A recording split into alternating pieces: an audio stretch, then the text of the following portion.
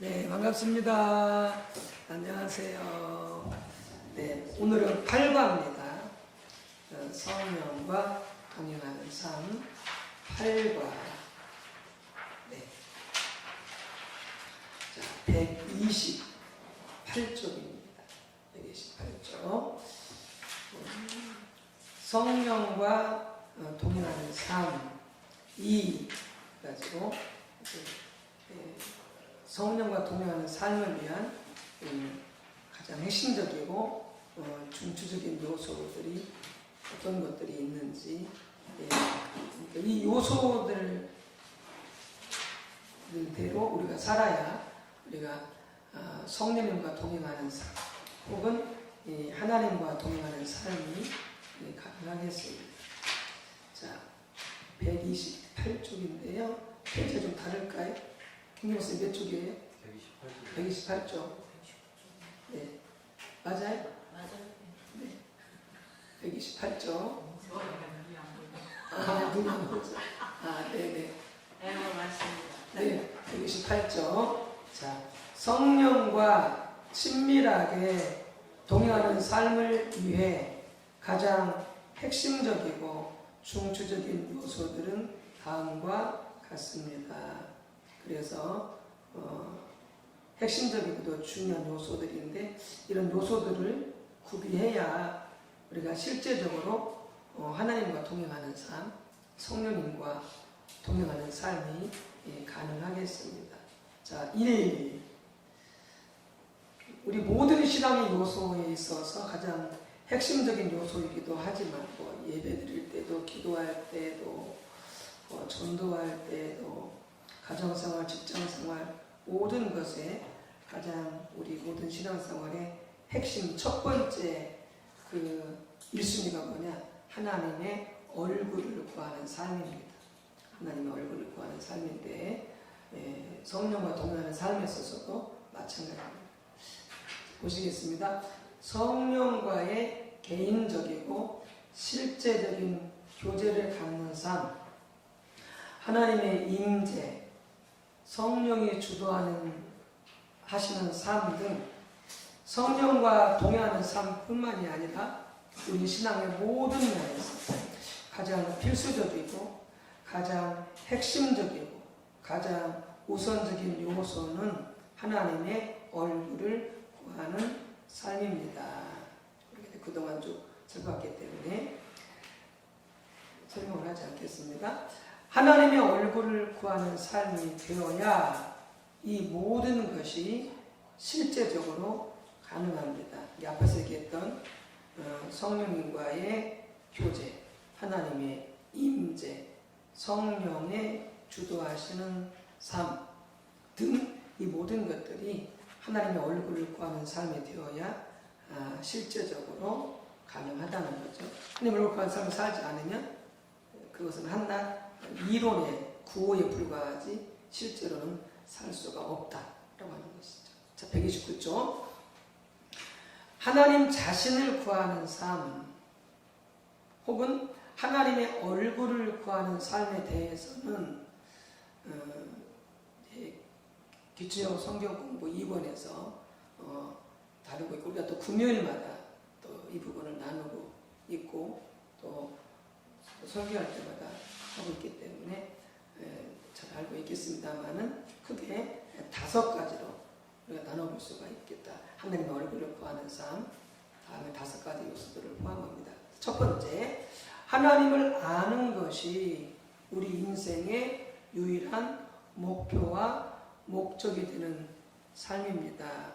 고린도서 2장 2절 사도 바울이 예수 그리스도와 그가 십자가에 못 박힌 것 외에는 아무것도 알기를 원치 아니한다, 이렇게 말하고 있는데, 지금 그 사도 바울의 고백을 통해서도 우리가 알 수 있듯이 하나님을 아는 것이, 하나님을 안다고 하는 것은 지식적으로 뿐만이 아니라 경험적으로, 체험적으로, 영적으로, 도덕적으로 아는 그 모든 것을 포함하는 것이겠죠. 그것이 우리 인생의 유일한 목표와 목적이 되는 삶이어야 된다라고 하는 것이죠. 우리 한 분 한 분의 인생의 목표와 목적이 뭔지 모르겠습니다만은 그러나 하나님을 아는 것이 단 하나뿐인 다윗처럼 목표와 목적이 되어 살아갈 때에 그런 성령님과 동행하는 삶, 교제하는 삶이 가능하다는 거죠. 그러니까 이 부분 하나만 놓고 보더라도 실은 우리가 회개하고 돌이켜야 할 부분이 참 많습니다. 목회도 그렇고 우리 성도님들 한 분 한 분 신앙생활도 마찬가지고 우리가 실제적으로 한번 우리 자신을 돌아봐야 돼. 내 인생의 목표가 뭔가. 인생을 행복하게 사는 것이 인생의 목표인가. 가정이 행복하고 가정이 부유하고 가정이 잘 되는 게 그것만 때문에 원이 없겠다. 뭐 이런 것입니다. 내 자녀들만 잘 되어지면 잘 살면 원이 없겠다. 그렇게 알고 그렇게 생각하고 있는가. 이와 같은 것들은 다 우리의 유일한 목표와 목적이 되어서는 안 됩니다. 그 같은 것들이 이제 목표가 되어져 버리면 이제 하나님은 그것들을 위한 그냥 수단이 되어지는 거죠. 그래서 하나님의 손을 구하게 되어지는 그게 아니고 하나님을 아는 것만이 우리 유일한 목표와 목적이 되어져. 왜 그래요? 하나님은 우리 모든 것을 알고 계시기 때문에. 그리고 우리에게 염려하지 말라고 말씀하셨기 때문에. 그분이 우리 인생을 책임지시니까. 우리 굳이 막 그걸 갖다가 막 걱정할 필요 없다는 거죠. 하나님을 아는 것만 우리 이런 목표 목적에 쫓아가게 되어지면 하나님께서 그 모든 것들을 관장하시고 역사하시고 인도해 주시는 성경의 것을 또 말하고 있기도 하기도 하는데요. 자, 두 번째, 하나님의 임재 가운데 머물기를 간절히 추구하는 삶. 이게 이제 시편 27편 4절 혹은 출애굽기 33장 15절에서 16절에 나와 있는 시편은 다윗의 고백이고요. 출애굽기는 모세의 간구죠. 그러면서 하나님의 임재는 그거라고 그랬죠. 하나님의 임재가 뭐라고 그랬죠? 예? 하나님의 얼굴이 하나님의 임재인데 근데 그 하나님의 임재가 뜻이 뭐죠? 하나님의 임재가 하나님이 함께 하시는 거. 그러니까 하나님이 실질적으로 나와 혹은 우리와 함께 하시는 것. 보통 우리는 이제 그렇게 얘기해요. 하나님은 하늘에 계시고 우리는 땅에 있고 이렇게 이해하잖아요. 근데 하늘에 계실 뿐만이 아니라 하나님은 이 땅에 우리와 그리고 나와 실제적으로 함께 하시는 거예요. 그게 이제 임재인데, 그러면 하늘에 계신 하나님이 우리와 이 땅에 있는 우리와 함께 하신다고 했을 때 어떻게 함께 하세요? 성령으로 함께 하시는 거죠. 그래서 예수님께서 내가 가면 너희에게 성령을 보낼 거다 이렇게 말씀하죠. 성령을 보낼 거다. 그러니까 하나님도 그렇고 예수님도 그렇고 하늘에 계시는데 이 땅에 오실 때 어떻게 오시느냐? 성령으로 오세요. 실제적으로. 그래서 우리와 함께 하시는, 그래서 하나님이 우리와 그 실제적으로 함께 하시는 그 가운데 머물기를 간절히 추구하는 삶보다 곧 하나님의 얼굴을 구하는 삶. 그러니까 모세가 하나님께서 그랬잖아요. 모세야, 내가 같이 가지 않겠다. 왜냐하면 자꾸 이스라엘 백성들이 불순종하고 이스라엘 백성이 불순종하면 하나님께서 또 그들을 심판해야 되고 또 관계들이 계속 악화가 되어지고 이러니까 하나님께서 안 가겠다. 그 대신 내가 천사를 보내어서 내가 약속한 땅을 주겠다. 그때 하나님께서 함께 가지 않겠다고 할 때 그 함께 가지 않겠다는 말이 뭐냐면 하나님의 얼굴이 같이 가지 않겠다. 하나님의 임재가 같이 가지 않겠다 이랬잖아요. 그러니까 모세가 하나님 그렇게 말씀하셨을 때 그 하나님의 말씀을 덥석 받아 먹었어요? 안 먹었죠. 하나님 우리가 안 가. 하나님이 함께 가지 않으시면, 즉 하나님의 임재가 함께 가지 않으시면 안 갑니다. 가나안 땅 소용없습니다. 하나님께 가지 않으시면. 그래서 하나님과 함께 가기를 주겠을 때 하나님께서 그래 내가 친히 가리라. 하나님의 얼굴이 가리라 그랬다고 그랬죠. 하나님의 임재가 함께 가겠다. 그러니까 어떤 어려운 상황 속에도 뭐 뭐 경제적으로 고난을 당하든 뭐 부흥이 안 되든 가정이 막 풍박세나 사업이 풍박세 나든 우리는 그런 때에도 우리는 뭘 구해야 되느냐? 하나님 임재를 구해야 돼. 하나님 함께 해주세요. 하나님 임재가 거쳤다면 나는 왜 제 삶 가운데, 사업 가운데, 가정 가운데 하나님의 임재가 거쳤습니다. 뭐가 문제입니까? 라고 그러면서 우리는 예를 들어 사업이 망했으면 하나님 사업 회복시켜 주세요. 이렇게 기도하면 틀린 거예요. 기도하면 틀린 거예요. 많은 사람들이 그렇게 기도해요.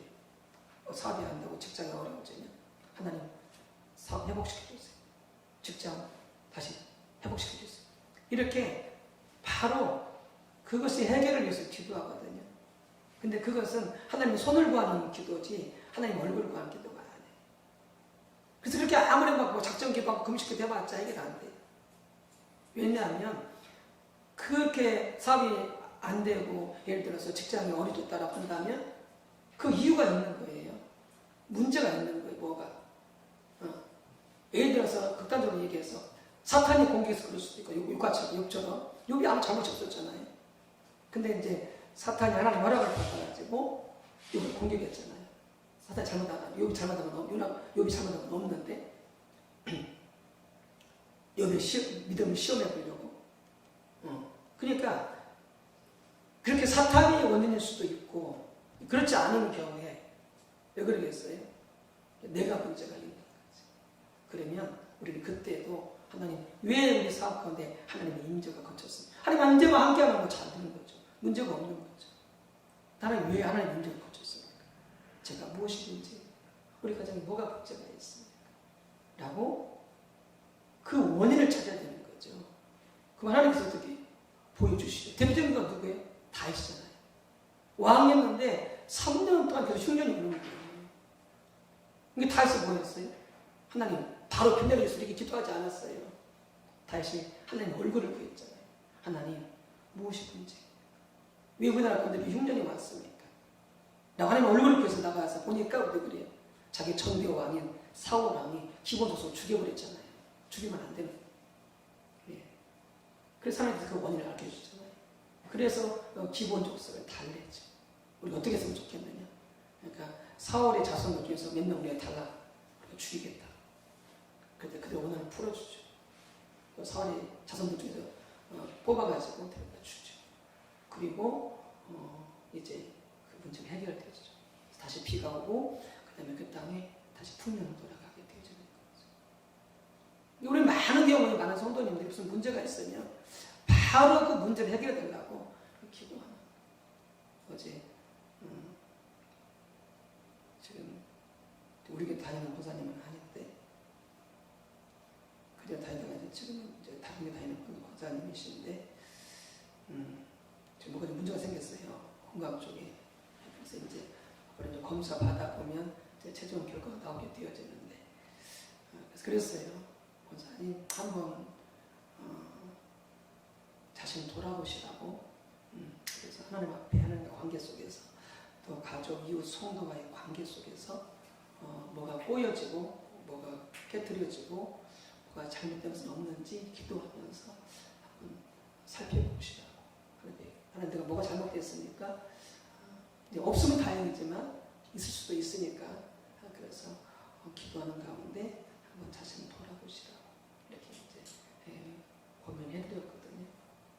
그래서 뭐가 문제가 생기면 일단은 뭐냐면 자신을 점검해요. 그 일수 없을 수도 있어요. 근데 먼저 그걸 먼저 해야 돼.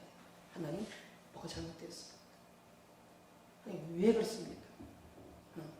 이제 그게 뭐냐면 하나님의 얼굴을 보시 나가는 거거든요. 하나님의 얼굴을 보시 나가는. 그래서 그렇게 다시 하나님의 임재가 회복되어지기를, 그리고 또 임재 가운데 있다면 계속 그 임재 가운데 머물기를 간절히 추구하는 삶이보다 그게 바로 하나님의 얼굴을 구하는 것이다. 하는 것이고요. 세 번째, 하나님의 영광을 보기를 열망하는 삶이다. 다윗의 고백이죠. 시편 10편 4절. 하나님의 영광이 뭐라고 그랬죠? 하나님의 영광. 복습하면서 또 이렇게 배워요. 하나님의 영광은 다른 말로 뭐라고 그랬죠? 하나님의 영광은 하나님의 성품. 외우세요. 제가 잊어버릴 수도 있는데 계속 반복해서 하니까 하나님의 영광, 하나님의 영광을 보게 해주세요. 하나님은 우리처럼 육신이 없잖아요. 하나님은 예수님은 육신이 있어요. 이 땅 인간을 믿고 오셨기 때문에. 그러나 성령님이나 하나님은 뭐냐면 모양이 없어요. 영토로만 존재해요. 그러면 하나님 보게 달란 말이 볼 수 있을 수 없어요. 못 봐요. 그럼 하나님 본단 말이 무슨? 우리는 죄인 때문에 보지 못하지만 설사 볼 수 있다고 해도 하나님 못 봐요. 영이기 때문에. 그럼 하나님 영광을 보다는 말이 무슨 말이에요? 즉 하나님의 성품을 알게 해줬어요. 그분이 얼마나 사랑이 많으신지, 얼마나 자비하신 분이신지, 우리를 얼마나 긍휼히 여기시는 분이신지, 그분이 얼마나 능력이 많으신지, 지혜가 얼마나 많으신지, 그분이 얼마나 신실하신지, 거룩하신지, 이 하나하나가 뭐냐면 하나님의 성품이에요. 다른 말로 하면 하나님의 영광이에요. 그래서 그 하나님의 영광을 보기를 열망하는 거예요. 예배를 통해서든지 뭐 기도할 때든지 또 말씀을 통해서든지 그런 하나님의 영광을 보기를 원합니다. 하나님의 사랑을 알기를 원합니다. 이게 다고 하나님 하나님의 성품을 보냐. 이게 그걸 보기를 열망하는 삶이 바로 하나님 얼굴을 보는 삶이다. 자, 네 번째, 하나님의 뜻을 알아. 혹은 하나님의 목적, 하나님의 길, 혹은 다른 말로 뭐라고 그러냐면 하나님의 행하심, 이렇게도 표현할 수 있겠어요. 위에다 써놓으세요. 하나님의 행하심. 그러니까 하나님의 행하심 그러면은 많은 교 사용하지 않는 단어예요. 하나님 얼굴도 그렇지만 하나님의 행하심도 거의 모든 교 사용하지 않아요. 성경에 있어요. 근데 얼마나 중요한 단어거든요. 그 하나님의 행하심을 다른 말로 하나님의 뜻, 하나님의 목적, 하나님의 길 이렇게도 바꿔 쓸 수가 있거든요. 그래서 하나님의 뜻을 알아. 그 가운데 행하기를 열망하는 사람. 그래서 하나님 뜻을 알아서 그 뜻대로 순종하고 삶으로 하나님을 경험적으로 알기를 원하는 것이 가장 우선이 되어줘야 돼요. 우리 모든 삶에서 신앙생활에서 그게 뭐다? 그게 하나님의 얼굴을 구하는 삶이다.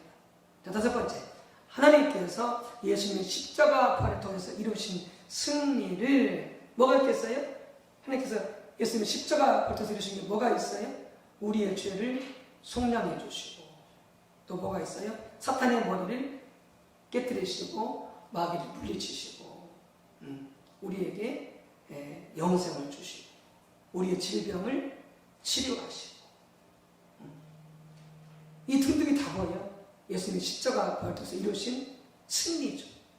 이런 승리들을 실제적으로 내 삶에서 알고 경험하는, 그리고 하나님께서 말씀하시는 삶을 실제적으로 배우기 원하는 삶. 네. 바로 이거보다 바로 하나님의 얼굴을 구하는 삶이다.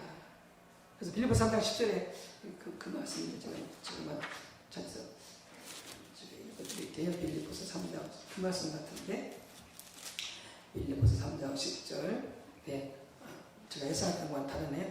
내가 그리스도와 그 부활의 권능과 그 고난의 참여함을 알고자 하여 그의 죽으심을 본받아.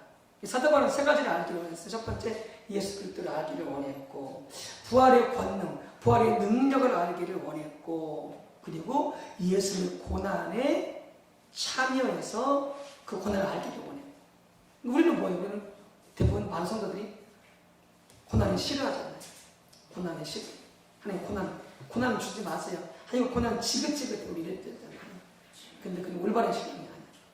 그러니까 이게 신앙 안에서, 그러니까 신앙이 들어오기 전에 고생은 그것은 영광스러운 고난이 아니라 자기 죄 때문에 그런 거죠. 고난당한. 자기가 잘못해가지고 생쇼를 한 거지.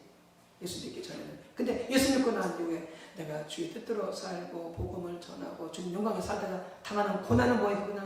그건 영광스러운 고난. 상급 있는 고난. 사도 바울은 그렇게 예수 믿고 난 이후에 주님 때문에 복음 때문에 죄수들 살다가 고난당하는 그 고난을 알기를 원했던 거예요. 그 고난을 경험하고 그 고난을 겪고 그 고난에서 승리하기를 원하는, 예수님이 걸어갔던 그 삶 그대로 살기를 원했던 거예요. 고난은 싫어. 아이고 지긋지긋해. 이것은 우리 성도들의 신앙의 잘못된 태도다. 그러니까 사명 감당하다, 직분 감당하다, 벨소리 다 듣는 거죠. 회장님 하다가, 교구장 하다가, 구역장 하다가, 목사 하다가, 장로 하다가, 벨소리 다 듣는 거죠. 그게 다고요. 그게 주님 당하신 고난인 거예요. 아니, 나는 이것저것 싫어. 사람들이 하는 것도 싫어. 나 그냥 안 할래. 이것은 인상은 자세가 아니에요. 자세가. 이게 당연한 거예요. 주의를 하다 보면은 욕도 얻어먹고, 오해도 사기도 하고, 별말을 다 듣는 것이 보다 그게 맞는 거예요. 옳은 길을 가고 있는 거예요. 그런 일을 당하면은, 아, 내가 주님처럼 고난당하고 있구나. 주님, 감사합니다. 내가 지금 제대로 길을 가고 있군요. 그렇게 생각하면 되는 거죠. 물론 이제 뭐 항상 그런 건 아니겠지만, 그러니까 월요마다 시당에서 공부하고 있는데, 그분이 강력기 목사님이신데, 그 교회 그 여자 장로님이 있으신가 봐요. 거기도. 근데 이분이 엄청 세신 장로님이니까 대가 엄청 세신 장로님이시고, 그분하고 또 교회 또 아주 센 권사님 정도이신지 두 분이 충돌하는 거예요. 교회가 이제 긴장하는 거죠. 이제 강대 강이 이제 둘이 붙었으니까 이게 이제 큰일 났다. 근데 잘못은 장로님이 잘못한 거예요. 근데 그저 같아서는 장로님이 안 물러나 사과도 안 해. 그냥 부닥쳐. 이분이 이 십자가 복음을 계속 배우고 듣고 자기 부인하고 자기 십자가 계속 걸어가는 이 삶을, 말씀드린 삶을 계속 훈련하면서 이분이 어떻게 해결하냐면은 사람을 다 불러 모은 거예요. 상대방도 강대강 상대방도 불러 모으고 또 관계자 예수님도 다 불러 모아가지고 그래가지고 이렇게 그 식사하는 자리를 만든 거예요. 다 대접한 거예요. 그리고 내가 잘못했다. 그리고 문제가 한순간에 싹 해결되죠. 깨끗하게 잘 먹읍시다. 할렐루야. 이게 십자가대로 사는 거예요.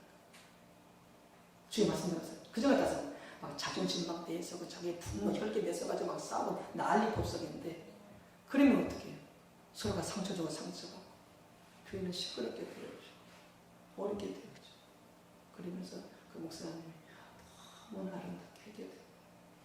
근데 그 장로님이 장로라고 하는 그 직분을 가지고 자존심 내세우는 게 아니라 주의 말씀대로 정직하게 반응하는 거죠. 이게 뭐냐면은, 그렇게 되면 이게 사람이 그 명예가 실추되어지는 게 아니라 사람들도 주변에서 더 좋아하죠. 더 그분을 따르게 되어지고 순종하게 되어죠. 그런 거죠. 그래서 주의를 하다가 고난당할 때 그것은 당연히 그 길을 가게 되어져 있는 것이다. 아멘. 그래서 감당하고 가는 거죠. 그럼 어떻게 했어요? 주님께서 아시는 거죠. 아시고 또 때가 지나면 상급도 주시고 또 높이도 주시고 역사하시는 거죠. 물론 뭐 그날 없이 잘 감당하면 모두가 다 같은 신앙이기 때문에 모든 사람들이 다 가치가 아니고 같은 신앙이면은 뭐 그럴 수 없겠죠. 그때는 다 서로 이제 이해하고 또 서로 협력하고 돕기 때문에 되는데, 근데 모든 사람들 다 신앙의 수준이 같은 게 아니에요. 어떤 사람은 영적으로 성숙되어 있지만 어떤 사람은 영적으로 어린아이다. 그럼 어린아이는 어떻게 해요? 어린아이는 법도 없어요. 뭐 있고 원칙도 없고 기준도 없고 자기 감정을 막 하는 거예요. 어린아이 그렇잖아요. 감정 막 부닥치고 막 치고받고 막 달려들고 막. 그러면 어린아이들 그럴 때 어떻게 해서 막 같이 그렇게 할 수 있어요? 할 수 없는 거지. 그럼 어떻게 해요? 그냥 당해야 되는 거예요. 주님 고난 당하는 것처럼 당해야 돼요. 그리고 선하게 그리고 합리적으로 또 이렇게 기다리면서 이렇게 풀어가야 되는 거예요. 그러니까 모두가 성숙해져 버리면은 문제가 그만큼 발생이 안 되죠.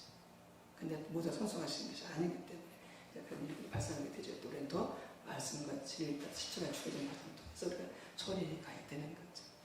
자, 이렇게 해서 이제 5가지가 바로 하나님의 얼굴을 구하는 삶의 요소들이다라고 할 수가 있겠습니다. 이 하나가 이 전체를 다 함께 이제 추구해 가야 되는 상인 거죠. 네. 자, 호세아서 6장 3절 자, 하나님은 하나님을 전심으로 찾는 자를 반드시 만나 주십니다.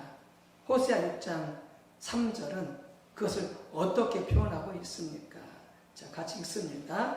그러므로 우리가 여호와를 알자. 힘써 여호와를 알자. 그의 나타나심은 새벽빛같이 어김없나니 비와 같이 땅을 적시는 늦은 비와 같이 우리에게 임하시리라 하니라.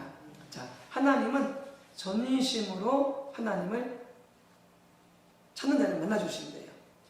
이게 여기서는 이제 찾는다 이렇게 말하지 않고 뭐라고 말하고 있냐면 여호와를 알자, 힘써 여호와를 알자 이렇게 표현하고 있는데 이걸 다른 말로 하면 여호와를 찾는 거예요. 이게 여호와를 왜 찾냐면은 하나님을 알기 위해 찾는 거죠. 이게 하나님을 찾는다, 여호와를 알자, 이게 같은 표현이라고 하는 거. 그러니까 이렇게 하나님을 알자, 힘써 여호와를 알자, 혹은 여호와를 찾자, 힘써 여호와를 찾자 이렇게도 같은 말이다라는 거예요. 그렇게 찾을 때 하나님 뭐라고 말씀하세요? 어떻게 찾아오신다고요? 새벽빛같이 어김없이 주님을 찾을 때, 힘써 전심으로 하나님을 찾을 때, 예. 새벽빛이 올 때도 있고 안 올 때도 있고 그래요? 자기 마음대로 와요? 날마다 새벽빛이 오잖아요. 날마다 어김없이 오잖아요. 그런 것처럼 하나님께 생각해요. 내가 날 찾으면 내가 만나 주겠다. 너를 찾아가겠다는 하나님의 약속이죠. 근데 전제가 있어요. 힘써 여호와를 찾아야 되는 거예요. 전심으로 여호와를 찾아야 되는 거죠. 어떻게 찾아요? 하나님 찾을 때 뭘로 찾아요?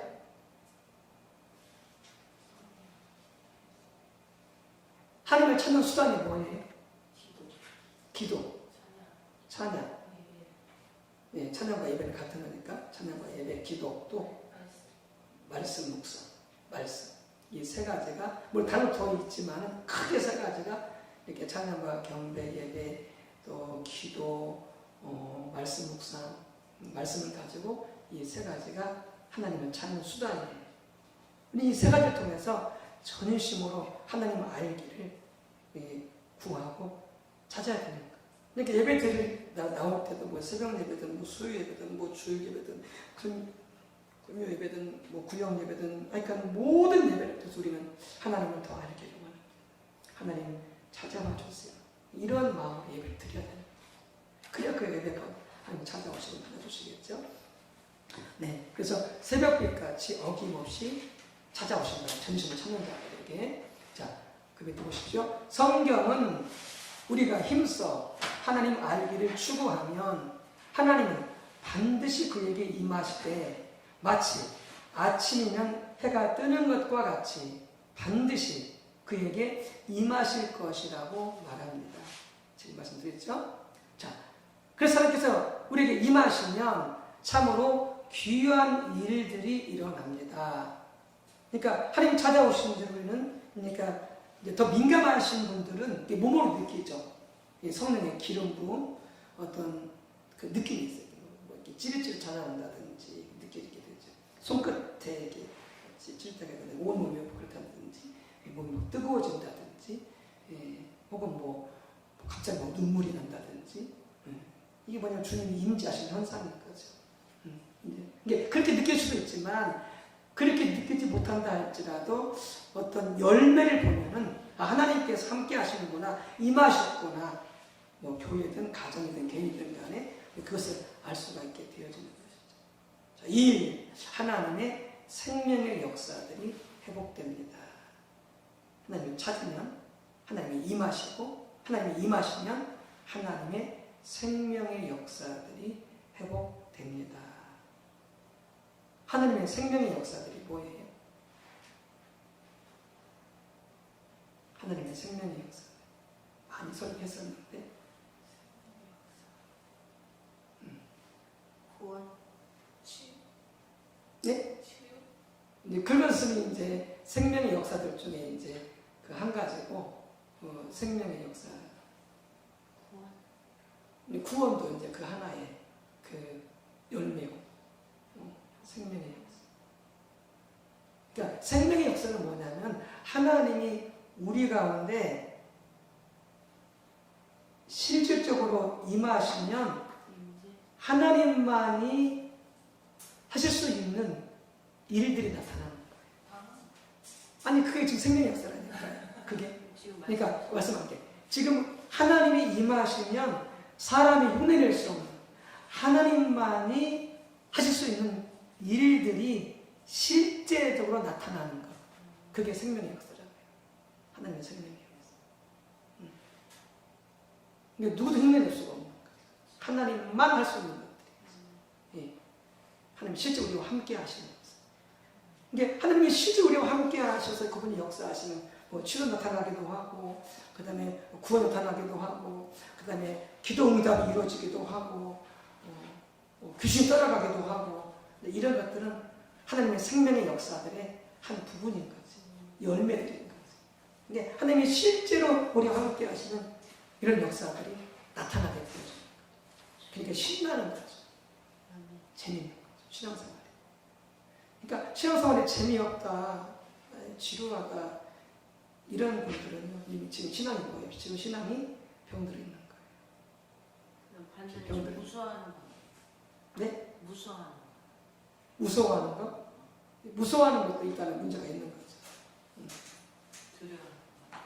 그러니까 이제 그 무서워한다는 게 뭐냐면 이제 예를 들어서 이제 그 두려움이 예를 들어서 이제 그 하나님의 나라가 저주를 칠까? 이래 잘못될까? 이런 식의 잘못된 거예요. 이래 잘못되지는 않을까? 혹은 갑자기 망하지 않을까?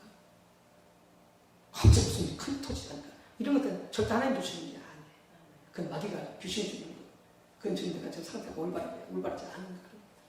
그래서 점검을 해야 되고, 그러나 정말 하나님을 두려워할 줄 아는, 그분은 정의로 심판하시고, 그분은 주에 대해서 심판하시는 분이시고, 그 다음에 그분이 말씀대로 주시는 상을 주시는 분이시고, 그래서 우리가 이제 그런 두려워한다는 걸 다른 말로 쓰자면 존경한다고 할까요?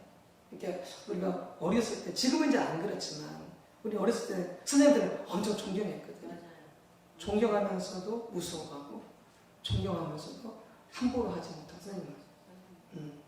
이제 그런 이제 존경하면서도, 그러니까 함부로 대하지 않는, 그러면서도 공경하면서도 그 앞에서 깍듯하게 예의를 차리는, 또 그러면서도 또 선생님에게 사랑을 받고 있는, 이제 그 상태가 혹은 공경한다, 혹은 하나님 앞에서 경외한다, 이런 표현이 맞겠지.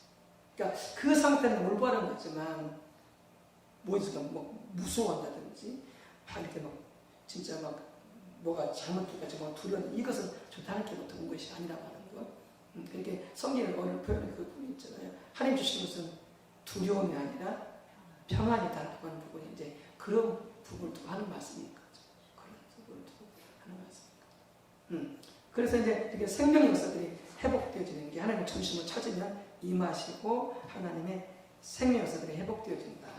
우리 교회 가운데도 우리 한 분 한 분의 삶 가운데도 가정 가운데 이렇게 전심 하나님을 찾음으로 이런 생명의 역사들이 회복되시기를 축복합니다.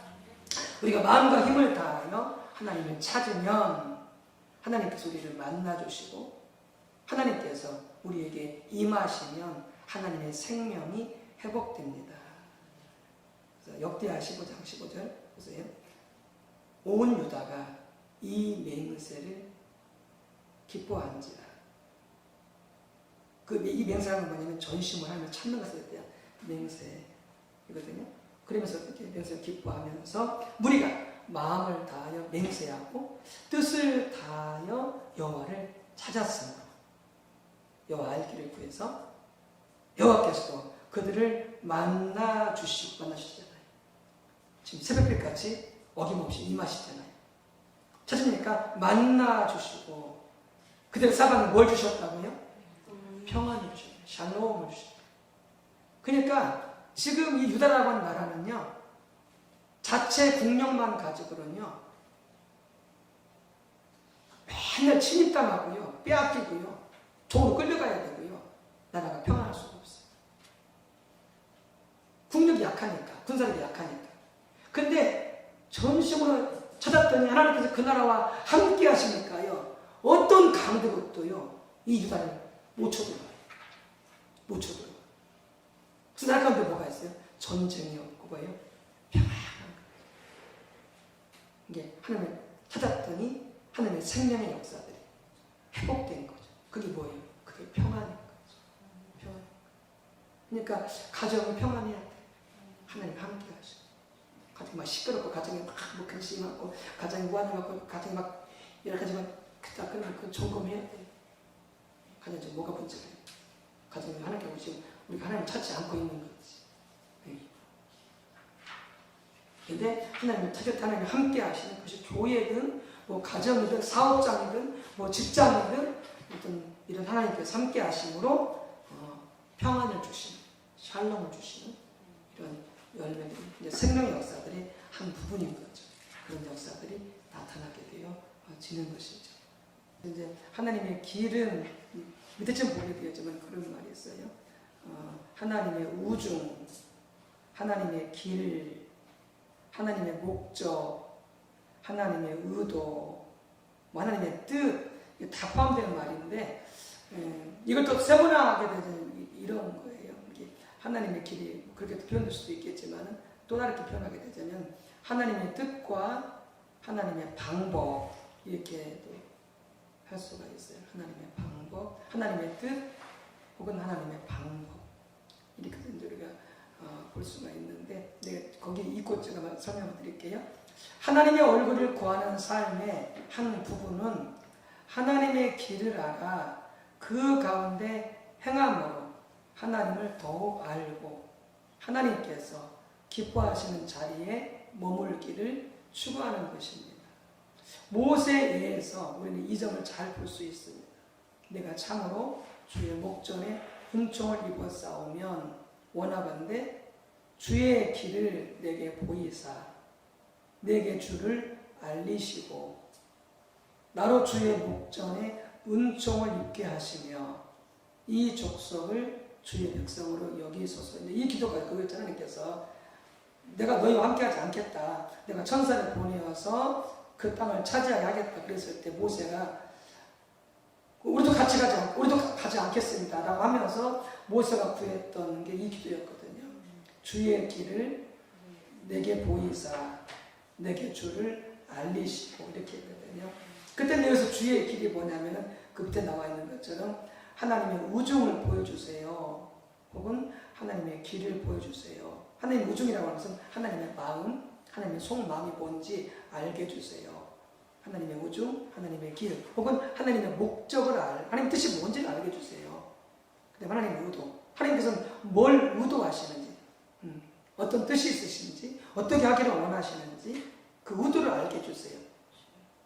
그럼 우리가 그렇게 따라가겠습니다. 이렇게 기도를 한 거죠. 그게 주의 길을 내게 보여주세요. 이렇게 기도하는 거거든요. 그러면서 뭐예요? 주의 길을 내게 보이사 내게 주를 알리시고 라고 하면서 뭐냐면 그렇게 주의 길을 보여주셨을 때에 이제 모세가 이스라엘 사람들이 그 주의 길에 따라 순종하게 되어지면은 뭐냐면 주를 알게 되는 거죠. 주를 경험하게 되어지는 거죠. 이제 그게 뭐냐면 주의 길을 보이사 주를 알리시고 그런 말이에요. 주를 알리시고 주를 경험하게 해달라는 거예요. 우리가 주님의 뜻을 알고 주의 뜻대로 살 테니까 하나님을 경험적으로 알게 해주세요. 그런 말이에요. 그러면서 뭐라고 말씀하세요? 뭐라고 기도하세요?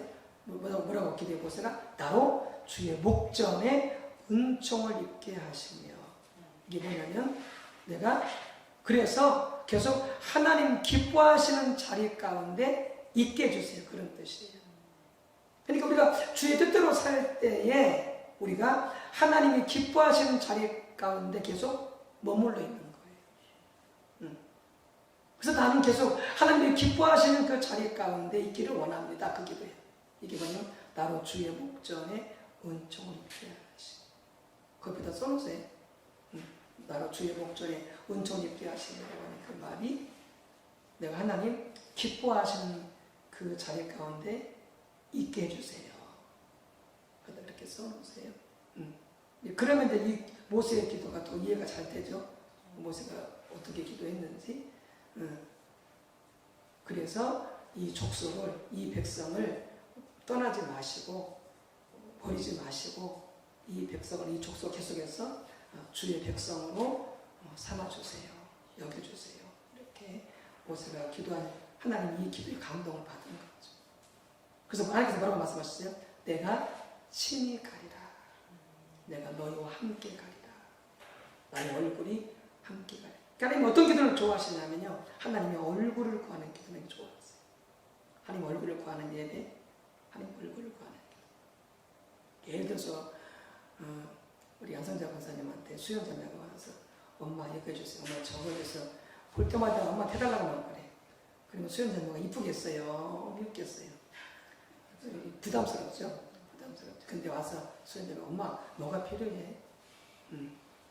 돈이 필요해? 엄마 옷이 필요해? 엄마 예술하고 싶어? 엄마 뭐가 필요해? 내가 다 해줄게. 그러면 그때 너무 고맙죠. 고맙죠. 우리도 하나님도 그렇게 해야 된다. 하나님, 뭘 원하세요? 제가 어떻게 했으면 좋겠어요? 하나님을 기쁘시게 애들의 삶을 살고 싶어요. 제가 어떻게 변화되기를 원하세요? 이렇게. 그런 일이, 그게 모세가 하는 기도예요. 주의 길을 내게 보여서 내게 주를 알리셔. 지금 이 기도만 하면, 왜냐하면 우리는 걱정할 필요 없어요. 하나님, 그러니까 하나님의 사람들이 맨 이거 가지고 실험하는 거예요. 구약이든 신약이든 맨 신앙생활 한다고 산다고 뭘로 실험하느냐? 뭘 먹을까? 뭘 마실까? 뭘 입을까? 맨 이 땅에 사는 것으로 맨 고민하고 맨 그것만 구하는 거예요. 하나님 뭐야? 답답한 거지. 아니 구하지 말라니까. 내가 안다니까. 내가 책임져 준다니까. 내가 때가 되면 줄 테니까 걱정하지 말라니까. 너는 나만 구해. 계속 구약이든 신약이든 그 말씀 수도 없이 하잖아요. 우리는 왜 계속 그것만 많이 하지 말라고 계속 구해. 이거 주세요. 저거 주세요. 이거 힘들어요. 저거 힘들어요. 맨 그것만 하는 거예요. 실은 이제 이번에 화장실 공사했잖아요. 근데 이제 진작부터 이제 막 이제 집에서 이야기가 있죠. 막 이제 우리도 살다 보면 불편하니까 이제 뭐 애들이고 이제 아내고 이야기를 하죠. 오래전부터 그랬어. 화장실 좀 고쳤으면 좋겠다. 왜냐하면 그게 오래되다 보니까 바닥이 이게 그 곰팡이가 잘 쓸어요. 이게 닦고 이렇게 해도 곰팡이가 잘 생겨요.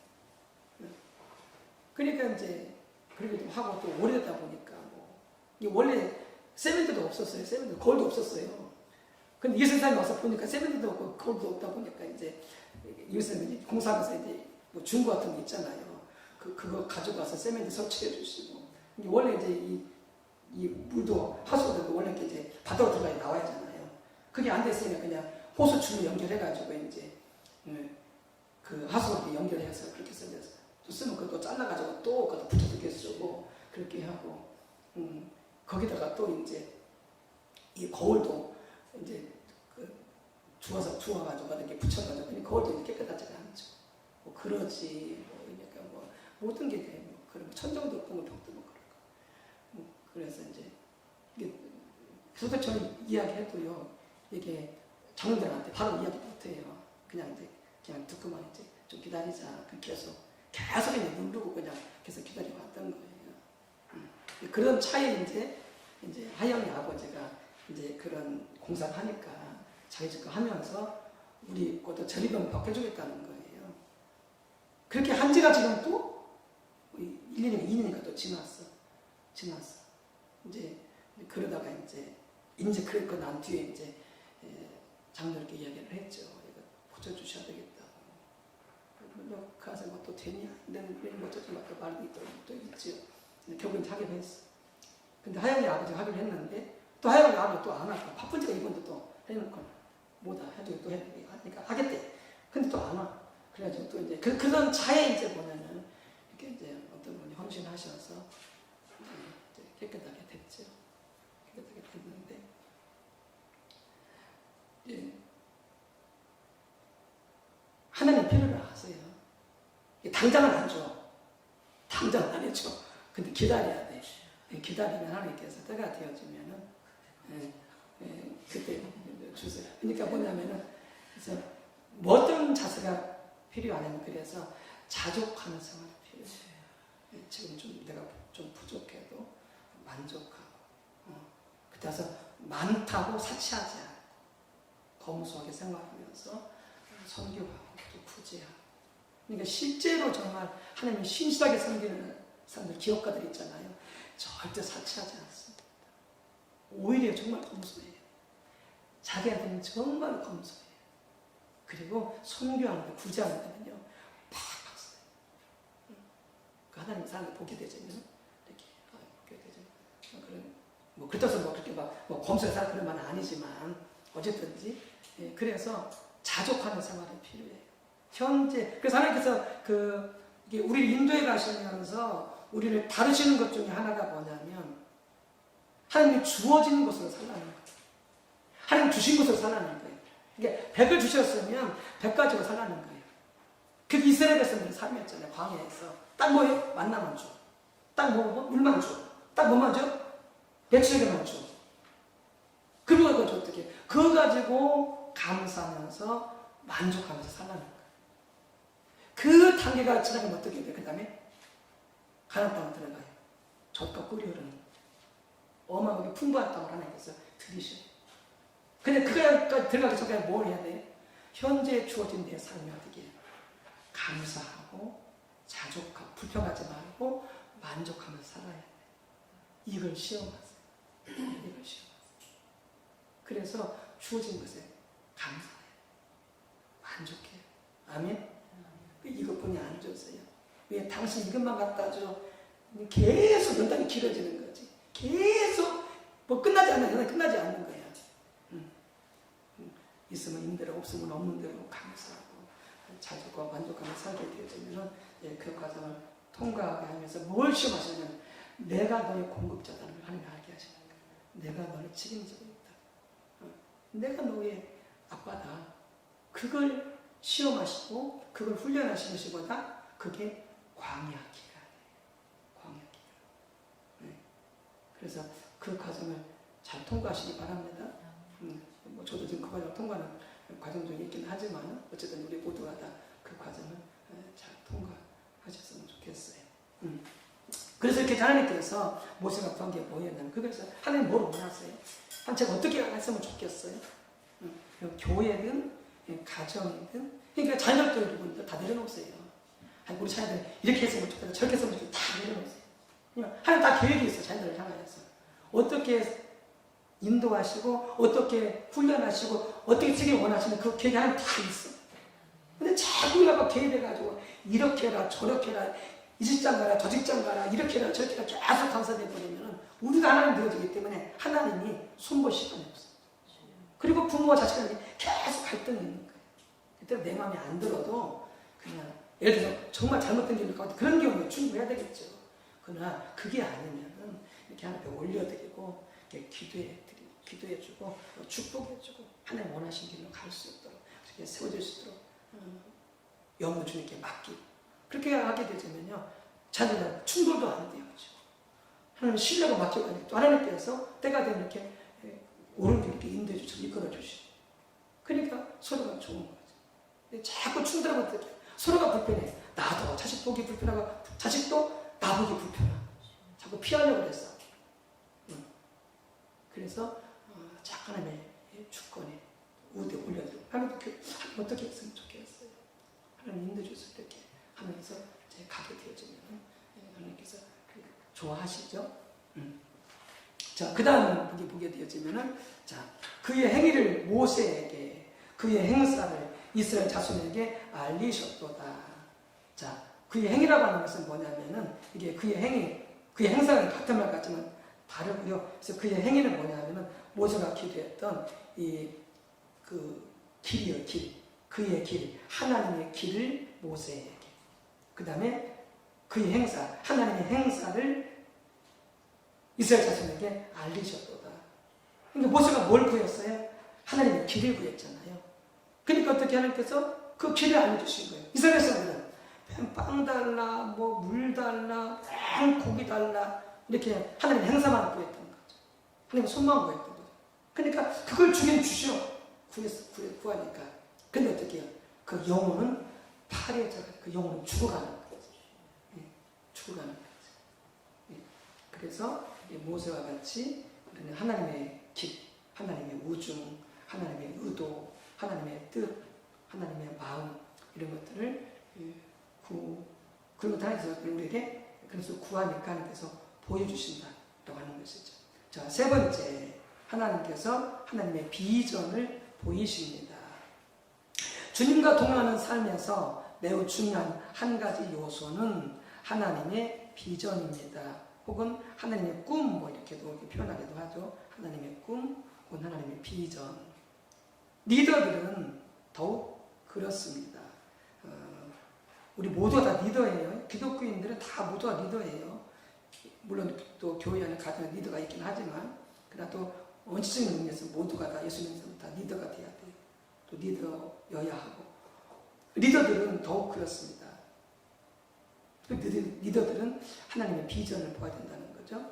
우리가 앞에서 살펴본 것처럼 참다운 비전은 우리가 하나님을 위해 혹은 자기를 위해 세운 원대한 계획이나 꿈, 이걸 모든 사람들이 비전이라고 이해하는데 그게 비전이 아니고 그건 자기 꿈이고 자기 계획이고 하나님께서 보이신 하나님의 계획과 뜻에 기초하여 하나님께서 이루실 미래를 보는 것, 이게 뭐다? 하나님의 비전이다. 하나님의 뜻과 하나님의 계획과 뜻에 기초하여 하나님께서 이루실 미래를 보는 것, 이게 뭐다? 이게 하나님의 비전이다.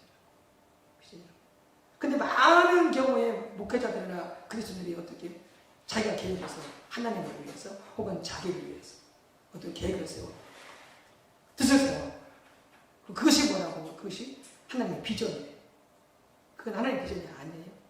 하나님의 비전은 하나님이 주세요. 자, 보세요. 성경에 다 그렇게 되어 있어요. 그러니까 하나님께서 노아가 방주를 만든 게 노아의 계획이었어요. 하나님의 지시였어요. 하나님의 지시였잖아요. 노아야, 너는 방주를 만들라. 그러니까 노아가 그래 앞으로 홍수가 있을 것이고 홍수에 대비해서 이 방주를 만들어야 돼. 이렇게 하지 않았다고요. 그렇게 한 것이 아니라 하나님께서 모세에게 하나님의 비전을 보이신 거예요. 모세는 앞으로 홍수가 올지도 몰랐죠. 전혀. 앞으로 어떻게 될지 전혀 몰라. 신분에서도 전혀 몰라. 하나님께서 그때를 대비해서 모세에게 방주를 만들라고 하나님의 계획과 뜻에 기초해서 미래에 이루실 그 일을 모세에게 이제 하게 하시려고 비전을 주신 거죠.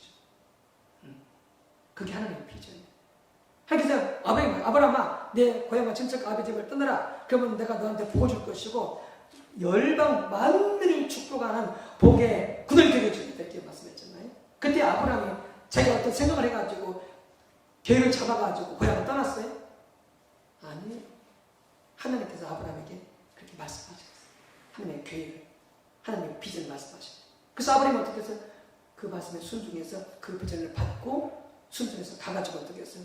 그 비전을 이루었잖아요. 그러니까 성경은 구약부터 신약까지 계속 이렇게 정리된다고요. 교회라면 하나님의 비전, 또 가정과 자녀들이라면 하나님의 비전 다 있는 거죠. 하나님의 계획과 뜻이 다 있는 거죠. 그래서 그 하나님의 계획과 뜻과 비전이 교회 가운데 이루어질 수 있도록 자녀 삶 가운데 이루어질 수 있도록 교회 가정 가운데 이루어질 수 있도록 그렇게 우리가 또 기도하고 그 비전을 보기를 우리가 구해야 되는 거죠. 하나님이 임하시면 이렇게 보다 하나님의 비전을 보이시니까 그 비전을 따라갈 때 우리의 삶이 복되는 거죠. 하나님께 쓰임받고 자, 그 다음 보시면 바랍니다. 하나님은 하나님을 찾는 자에게 하나님의 얼굴을 구하는 자에게 자신을 계시하십니다. 자, 잠언에 나와 있는 말씀 은을 구하는 것 같이 그것을 구하며 감추어진 보배를 찾는 것 같이 그것을 찾으면 여호와 경외하기를 깨달으며 하나님을 알게 되리니 이렇게 말함으로써 하나님을 찾는 자에게 하나님 얼굴을 구하는 자에게 하나님의 자신을 알리실 것을, 계시하실 것을 말씀하고 있는 거예요. 그래서 은혜를 구하는 것 같이, 그래서 그것을 뭐냐면 지혜를 말하는 지혜, 은혜를 구하는 것 같이 지혜를 구하며 감춰진 법을 찾는 것 같이 지혜를 찾으면 그 지혜가 뭐냐면은 바로 예수님인 거죠. 혹은 하나님.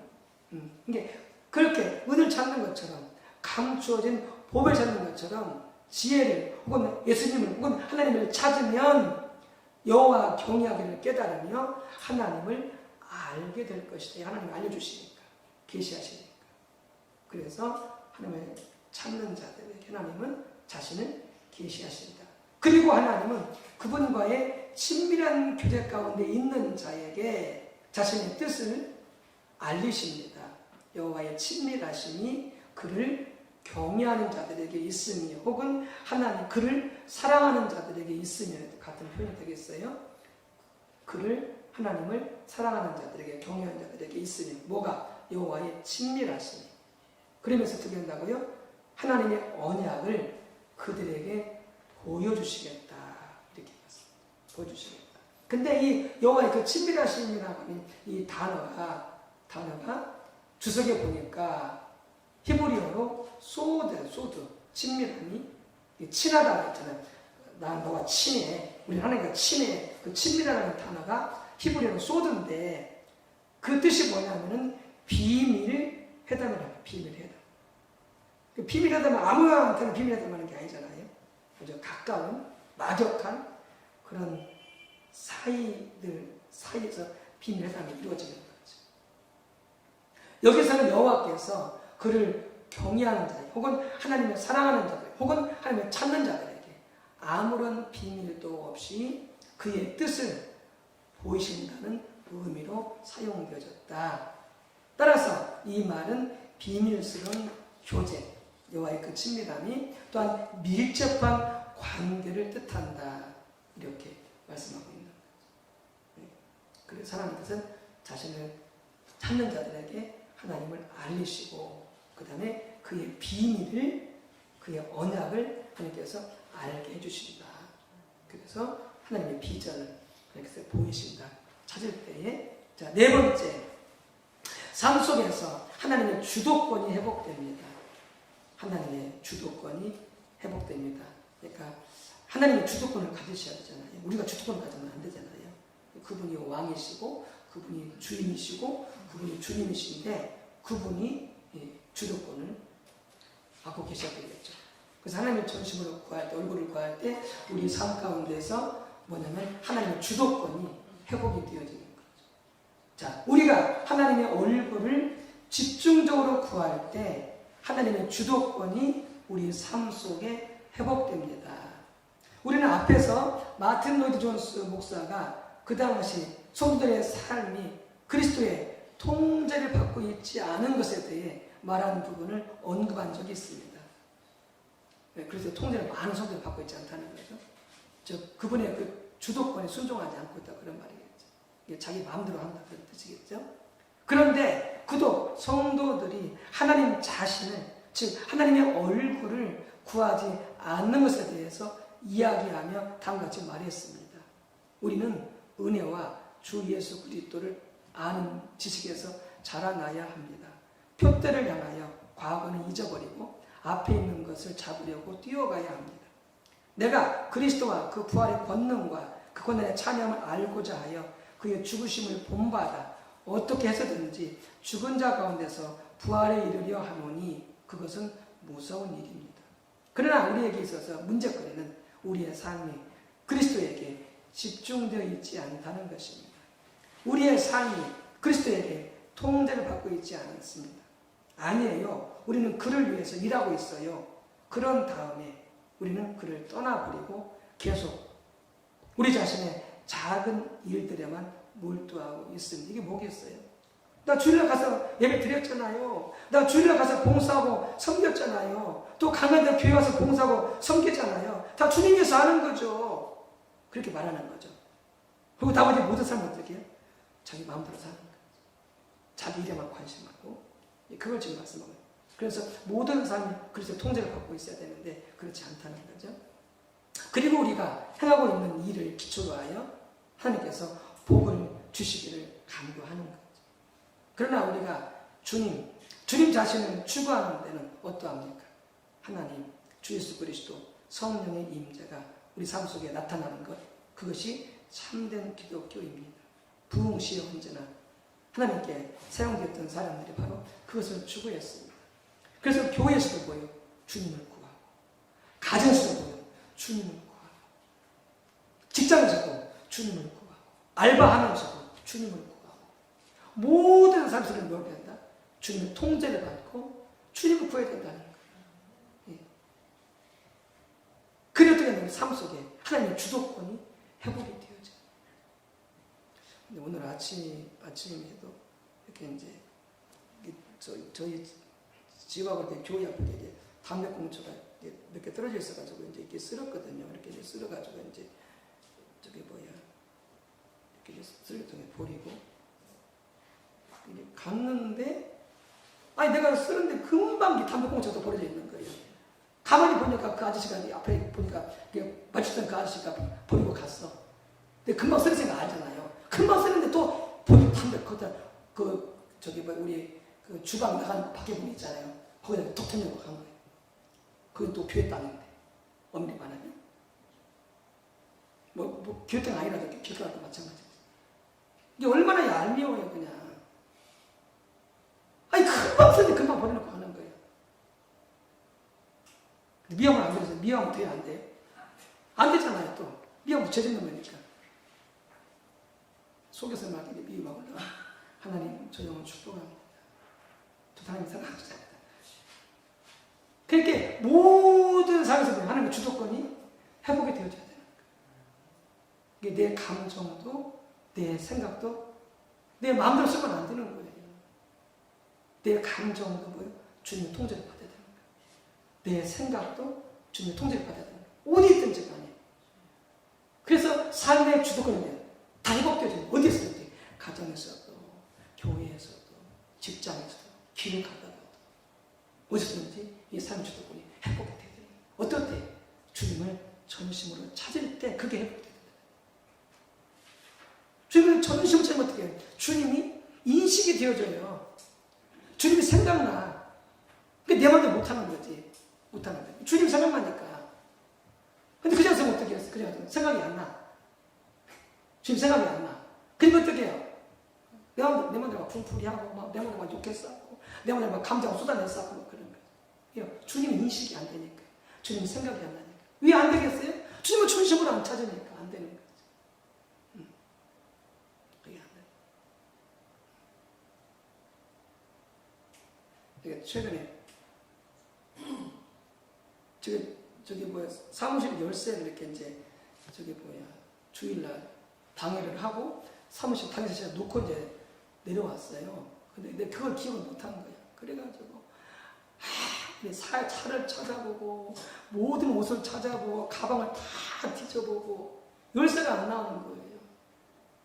주님 도대체 열쇠가 어디 있습니까? 도대체 열쇠가 어디 있습니까? 계속 기도해요. 제발 열쇠 찾게 됐어요. 그러다가 아무리도 안 되겠다. 이번에는 하나님께서 안 찾아주시나 하고 이제 그러면 불러다가 이제 열쇠 열고 맞출 수밖에 없다. 이제 그래가지고 이제 이기성 사람이 부탁을 했어요. 문이 안 열리는데 이기성 어떻게 해야 돼요? 혹시 열 수 있어요? 그랬더니 이기성 사람이 와서 보더니 제가 열 수 있는 건 아니고요. 그 옆에 열쇠 하신 분이 있는데 그분한테 와서 이렇게 열쇠 열달라고 그러고 그다음에 열쇠 잊어버렸으니까 열쇠는 이기성 사람이 이렇게 사다가 교체할 수 있다는 거예요. 그래서 뭐 그렇게 하자고 하고 나서 이제 장모님 아침에 통화를 했었어요. 전화가 왔더니 전화를 했어요. 그래서 장모님 이렇게 차 키를 잊어버려서 이렇게 키 좀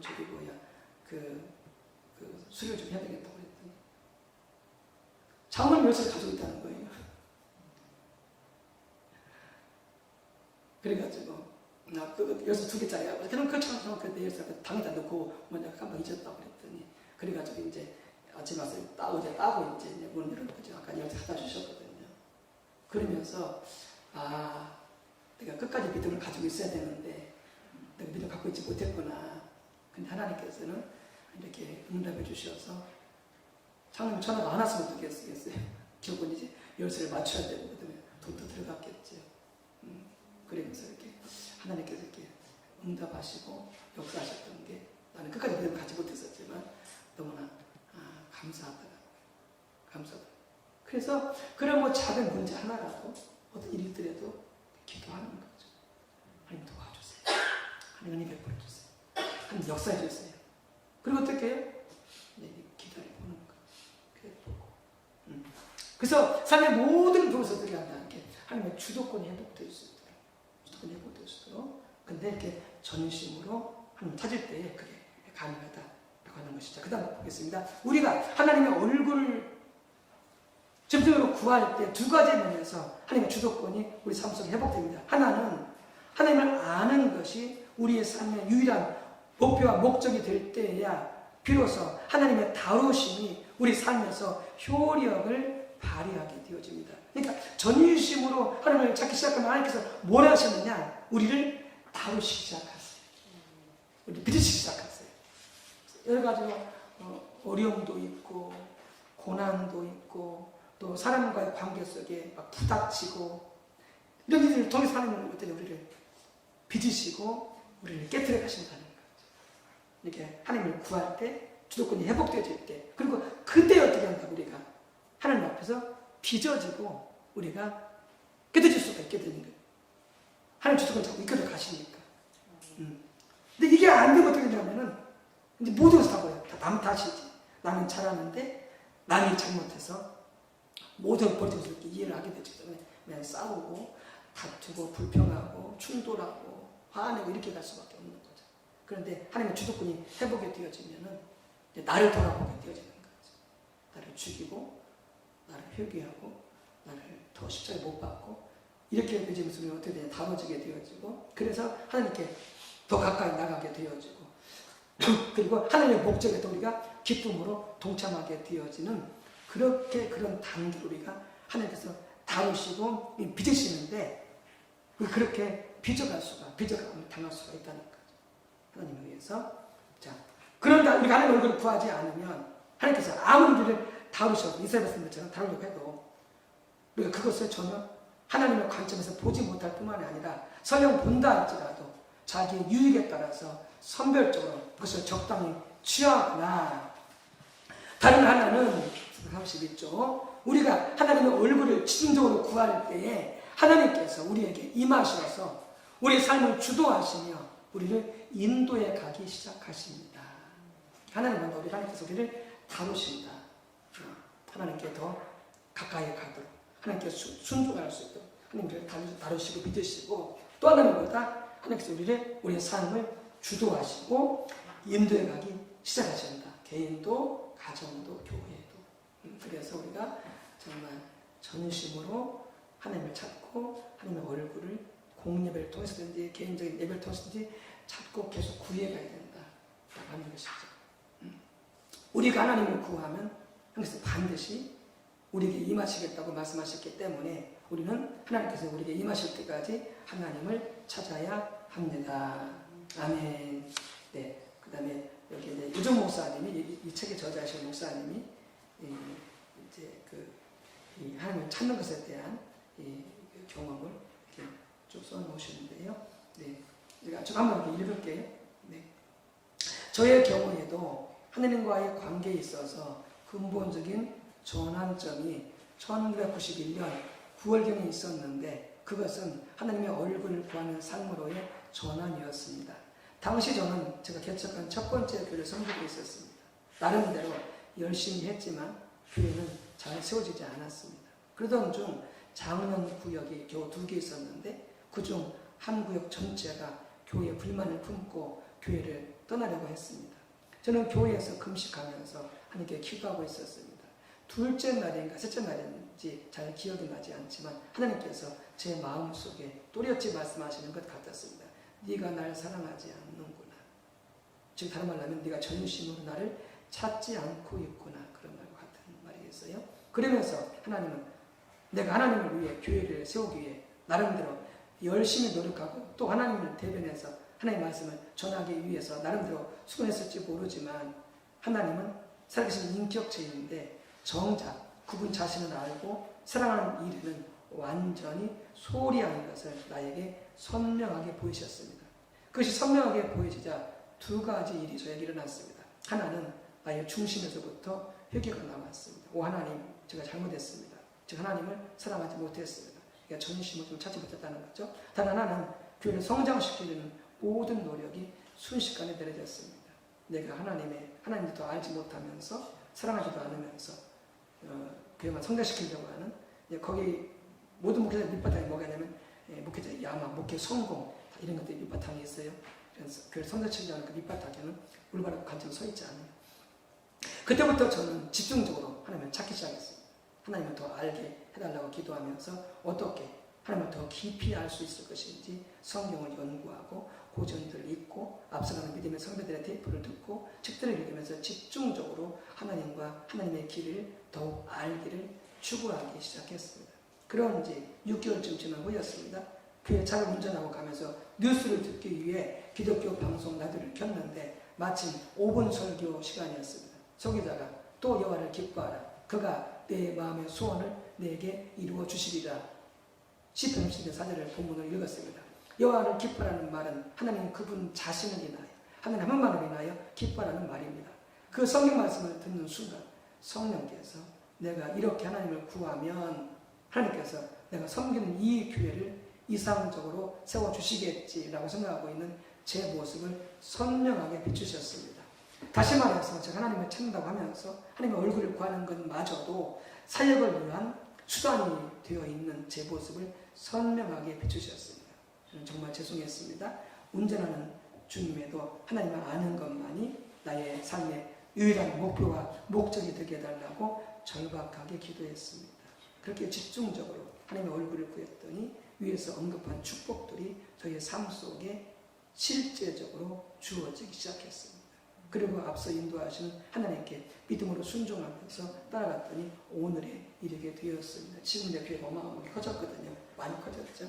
그리고 용인에 하나님이 인도하셔서 1200평인가 큰 평수에 교회를 짓고 선교관을 짓고 또 기도가 교회를 하고 지금 엄청나게 큰 사역을 하고 있다는데 하나님 그렇게 키워주시는 거죠. 하나님만을 구해서 갔을 때 그리고 이때 내 목사님 간증을 들어보면 이렇게 전심으로 하나님을 구하니까 하나님께서 어떤 영성주님 아까 생명의 역사를 나타난다고 했잖아요. 하나님이 그렇게 모든 필요를 다 아시더라고요. 그래서 그래서 그렇게 간증을 하더라고요. 예를 들어서 이렇게 이제 지나다 보면은 이 어떤 과일을 먹고 싶잖아요. 사과가 먹고 싶다. 그러면요 수일 내에 사과가 와요. 배가 오지 않아요. 뭐 간이 오지 않아요. 사과가 와요.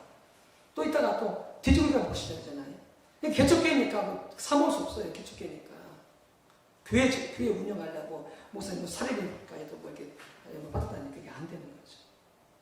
그런데 돼지고기 먹고 싶다 그러면은 딱 돼지고기가 와요. 뭐 성도가 사오든지 뭐 친구가 오든지 뭐 어떤 방식으로 와. 수일 내에. 그럼 개고기 오지 않아요. 한 번에 이제 이 사모님이 이제 개척교육이기도 하고 그러니까 이제 미국에서 공부하고 이제 목사 안수받고 왔거든요. 그러니까 그분 두 분 다 목사 사모님 이제 은행 일 하다가 이제 퇴직하고 신학에서 미국 공부하러 갔다가 이제 왔었거든요. 그러니까 가난한 거죠. 그러니까 이때는 미국 가서 그대로 입고 다시 와서 또 그걸 계속 입고 있는 거예요. 근데 이제 오빠가 이제 장로로 임적을 받는데 이 사모님이 가야 되는 오빠가 장로를 받는데 근데 이걸 못 시험는 거예요. 너무나 오래돼가지고 거기서 입고 가수고 근데 이 사모님이 평소에 이제 시장을 다니면서 이렇게 이제 이 가게를 다니다가 꼭 마음에 드는 옷이 있었어요. 근데 마음에 들 뿐이 살 수가 없잖아요. 돈이 없으니까. 그런데 오늘 성도가 왔어요. 사모님 저 따라갔어요. 사모님 아무 말씀도 하지 마시고 저만 따라갔어요. 그래서 이분이 그래서 사모님 따라갔어요. 어디 들어갔는지 아세요? 사모님이 마음에 들었던 그 옷이 있는 그 가게로 그대로 가는 거예요. 그럼 어떻게 알았겠어요? 모르죠. 거기서 사모님 평소에 저한테 마음에 드는 그 옷을 산 거예요. 그리고 오빠가 장모님 집 갔는데 그거 입고 간 거예요. 하나님이 기가 막히다는 거예요. 그러니까 하나님을 전심으로 찾으면 알기를 하고 사랑하고 그것들을 주변에서 가면 하나님이 너무나 모든 필요를 다 하신다. 그게 뭐 이게 하나님의 생명의 역사.